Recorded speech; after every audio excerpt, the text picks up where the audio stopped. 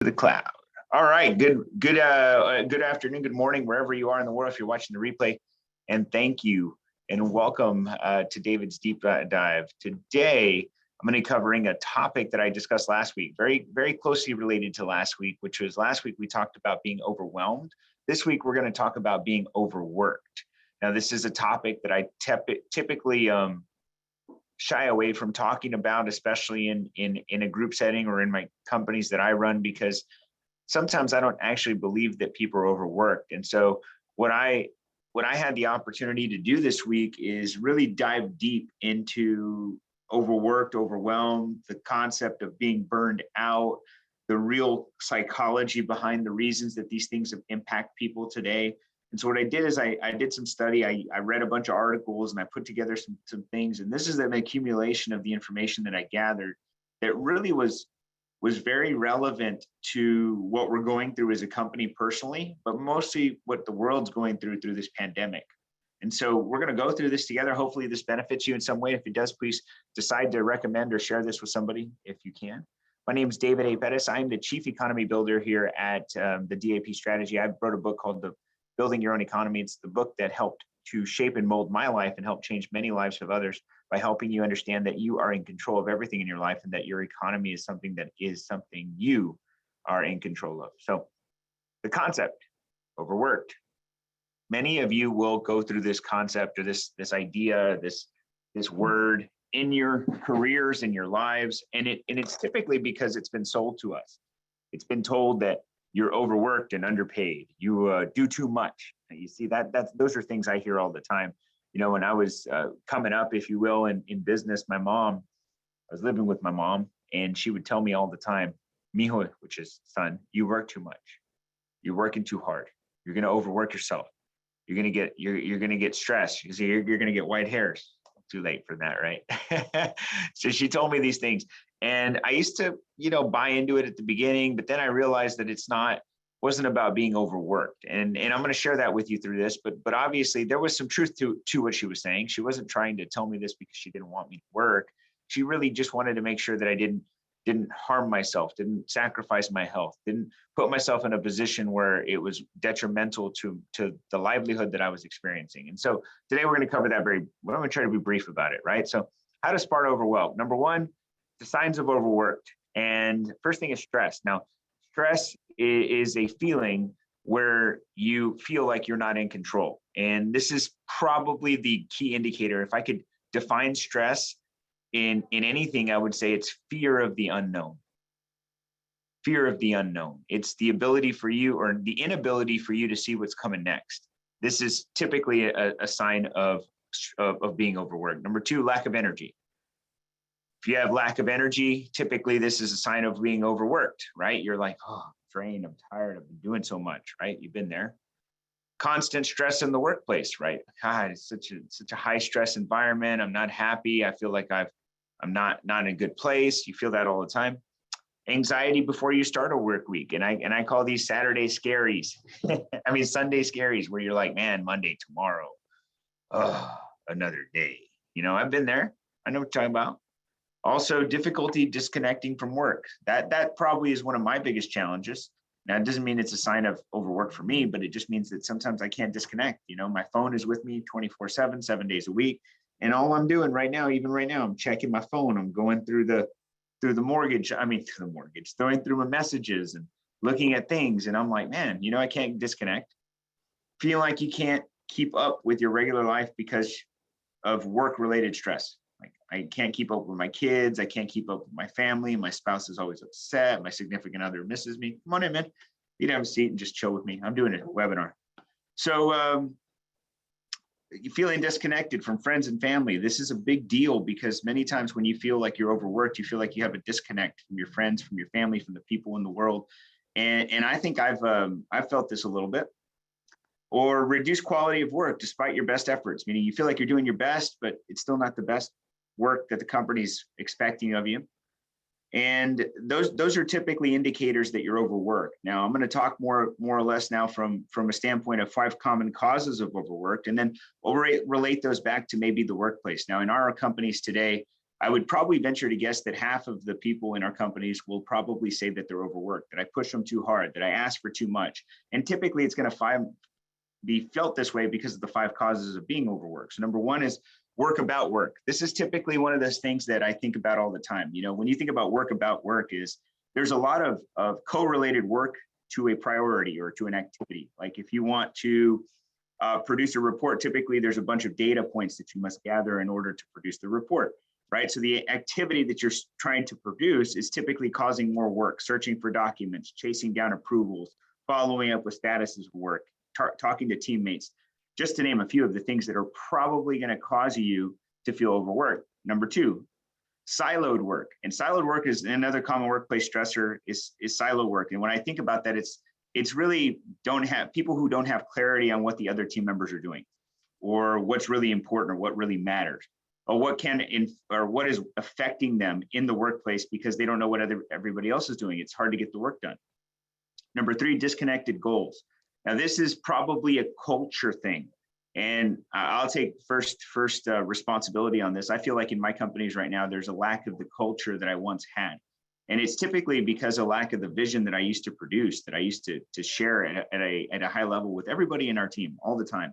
And I'm coming back to that. You know, part of building a company is developing a story, and the story, what we call a story brand, is something that drives a company. It develops a culture. It has a unique driving factor. It really creates what we'll call a one-liner that everybody can follow, a mantra. You know, so many people have mission statements, and a mission statement is very important in a company. But without a mission, it doesn't, you know, just having a statement doesn't really do shit, you know. Pushing a company in a direction is really finding a movement, right? And that's how you do it. So it's critical for all team members to understand the impact that they have on the company. Without a bigger connection, it feels like you're not working at all, and it's basically a void that you're filling. Number 4, always on working world, right? And I always think about this when we live in a distracted economy, increasing pressures from the outside. Things are working around, the world's working, employees feel like they need to work longer hours just to keep up with the expectations from the workplace. Now, just so you know, I don't demand anything of people to work longer hours or stay longer in our companies, but I do believe that there's a customer, an end result that needs to have to be fulfilled. And if we can't fulfill it in the 8 hours, the 9 hours, the 12 hours, the 17 hours, then we got to keep going, right? It's the same thing if you were going to college, if you're going to school, if you want to teach your children something that's meaningful. The way I think about it is, you don't leave until the job's done, right? When are we done? When we're done. Not when I feel like it, not when 5 o'clock comes, not when 6 o'clock comes, not when 9 o'clock comes. It's when we're done. And when you have that mindset, sometimes that can feel like it's overwork. And app overload. I don't know about you guys, but I use probably 10 different apps on a daily basis to manage my workload. You know, we have Basecamp, we have Google Apps, we have Google Workplace, we have Google Chats, we have Zoom, we have Google Meet. Gosh, I could go on and probably tell you a bunch of other things, our clock-in system, our accounting systems, our tax software. All of these are collaboration tools, but nowadays it's pretty standard for most workplaces to have tons of tools to track work and of course to communicate. And all of these things can cause overworked things. So here's some tips to coming out of this overworked mentality, because I really don't believe overworked is something that we need to experience. I think overworked is really just a mentality that is achieved through the lack of a goal. That's really what I believe. So track what you're currently doing. Every single day, you should probably track your activities through an activity tracker. We use something called Basecamp. Basecamp is a very good tool to track activities from what to-dos, major milestones, track activities, performance metrics. These are things that can really be graded and judged to determine what you're doing and if you're currently working on something that is high priority. See, we sometimes get stuck in the minors when we should be focusing in the majors. Connect with your work or your company to goals, right? Connect your work with your company goals, right? So what I like to think about this is whatever your work is, it's a distribution of your talents. Those distribution of talents, when you take that, you put it to the company, where's that taking the company as far as goals are concerned? And if you have no clue, it's probably because the culture in a company hasn't dictated those goals properly. And last thing, co-create an action plan with your manager or your supervisor or somebody who you're working with as a direct report. I think this is a huge deal because many people won't communicate their feelings, their stress levels, their anxieties, their overworkedness, whatever that is. They don't connect that well enough. And because they don't connect that well enough, they don't share oh, well, I'm feeling this way. You know, one of the things I tell my team all the time, tell me what's going on, talk to me, share with me what your challenges are. I don't know what you're going through unless you share it with me. And if you don't share it with me, I can't help you, right? I can't help you until you commit, but once you commit, I won't let you fail. But you got to commit, right? You got to commit to telling me what's going on. You got to share with me what's going on. And these are parts of being a great communicator and a great team member. So these are the things I would tell you that have really been indicators of overwork. But my personal philosophy on this is overworked and overwhelmed are just really a simple lack of clarity in the workplace, as well as goals associated with that workplace.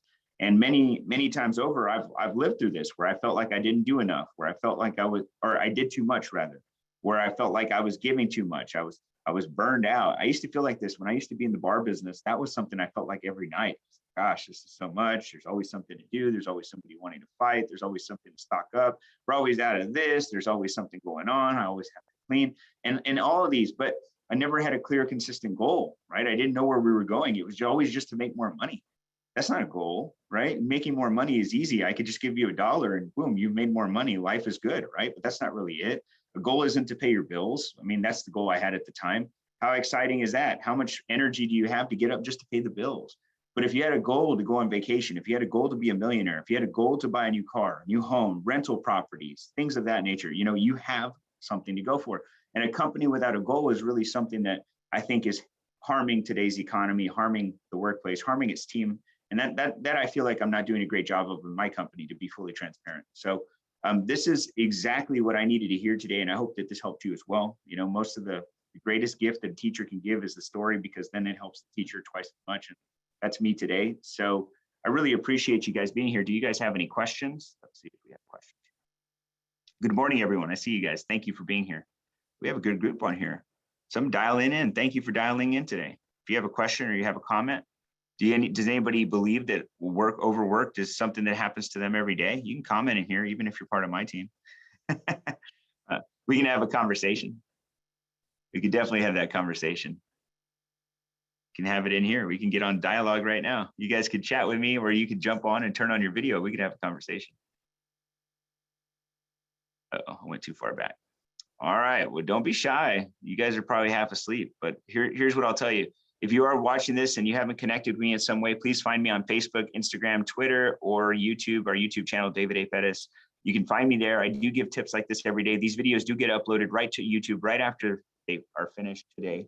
And if you are experiencing an overworked or an overwhelmed environment, I encourage you to watch our overwhelmed video, which is our previous video from last week's DDD. I can help you, change and shape that mindset that we're finding to be the challenge today.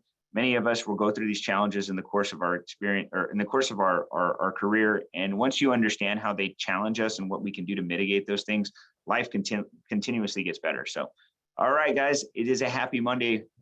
Tuesday. I'm back on Monday again. You guys have a fantastic and amazing week. And if you have questions, please shoot me a DM. Have a great day. Bye-bye.